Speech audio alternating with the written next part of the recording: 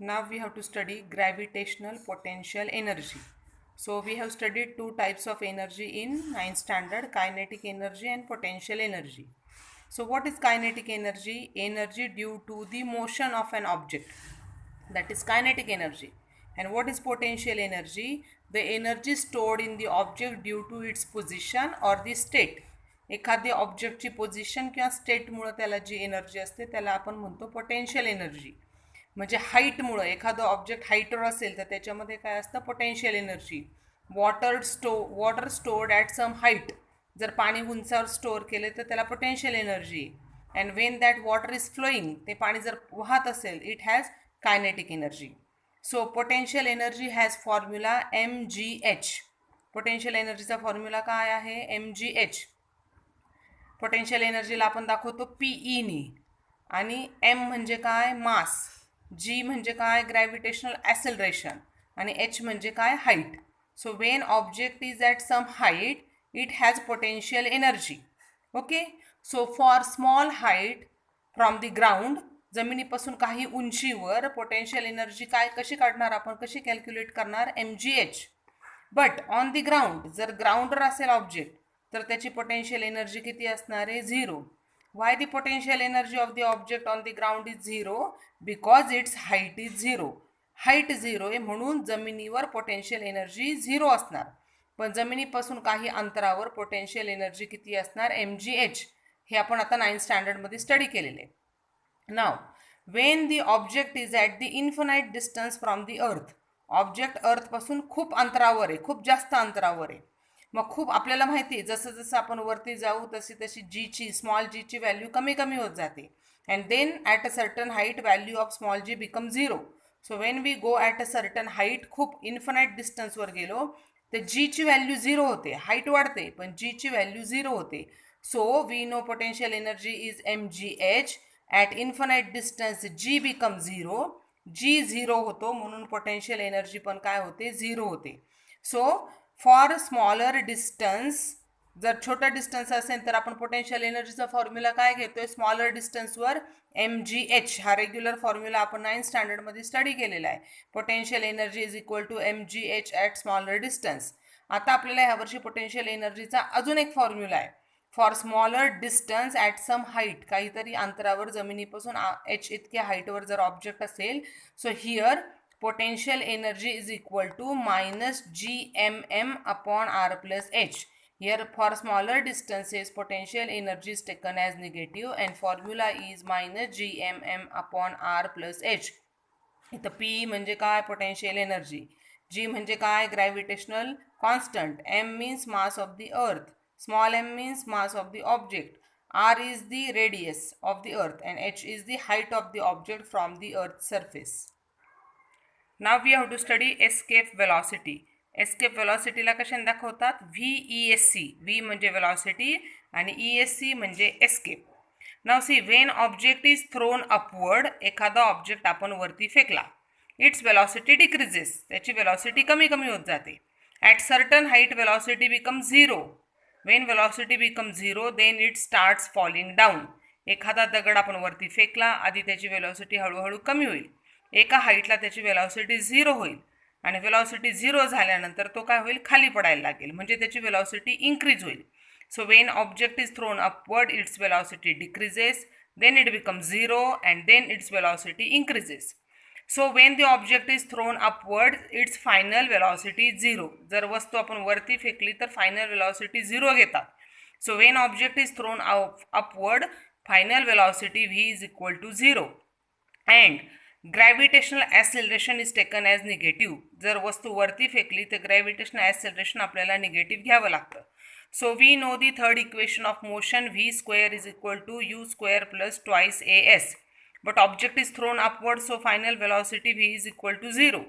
So equation become v square is equal to u square plus 2s. It changes, v square च्या जागी 0 टाकू, u square as it is, 2 as it is आणि a च्या जागी टाकू आपण minus g. Minus जी का घेतलाय? कारण object is thrown upward into S. आता आपण हे सॉल्व करू. 0 is equal to U square minus 2gs, म्हणजेच U square is equal to 2gs. आपल्याला एस म्हणजे हाईट काढायची आहे. So S is equal to U square upon 2g.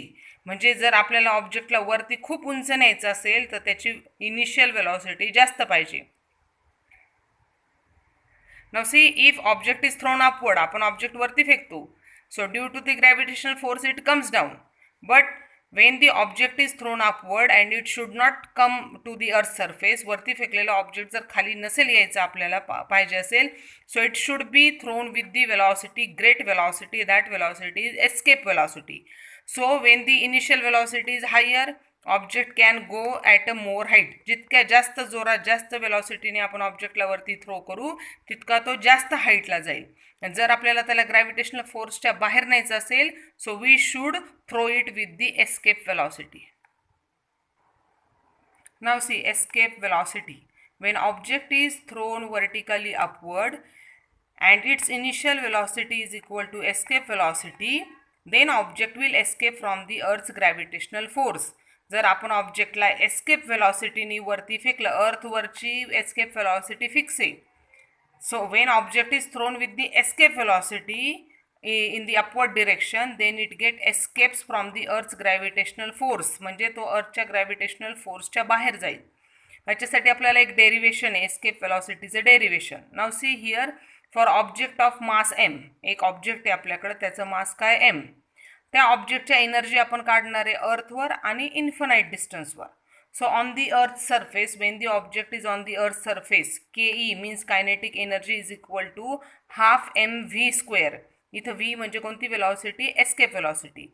And potential एनर्जीचा फॉर्म्युला mgh नाही घेणार. आता आपल्याला जो नवीन फॉर्म्युला आहे potential energy is equal to -gmm upon r plus h.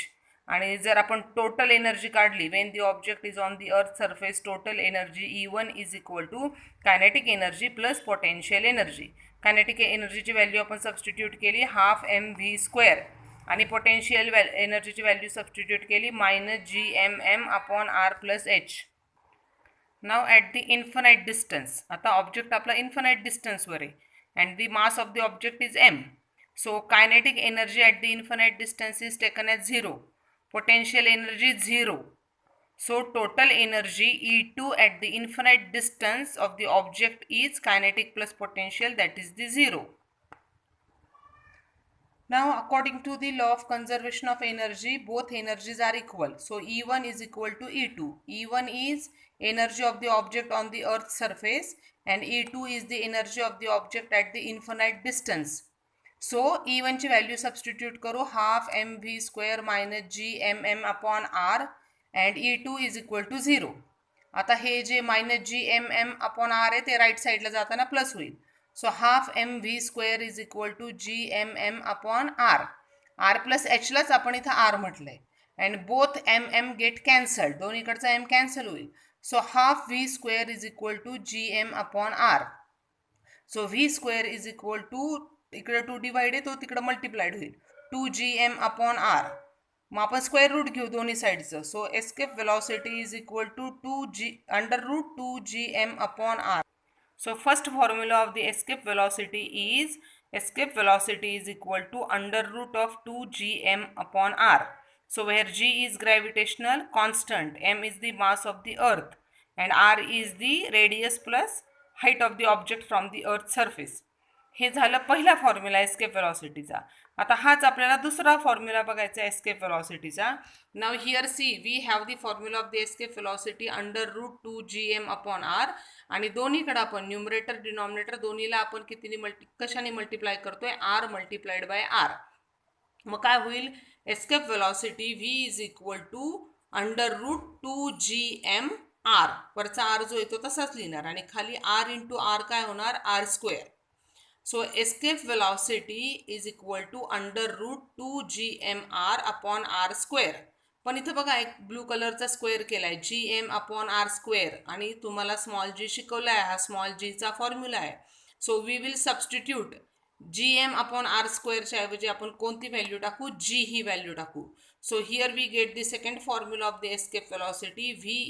Escape velocity v is equal to √2gr.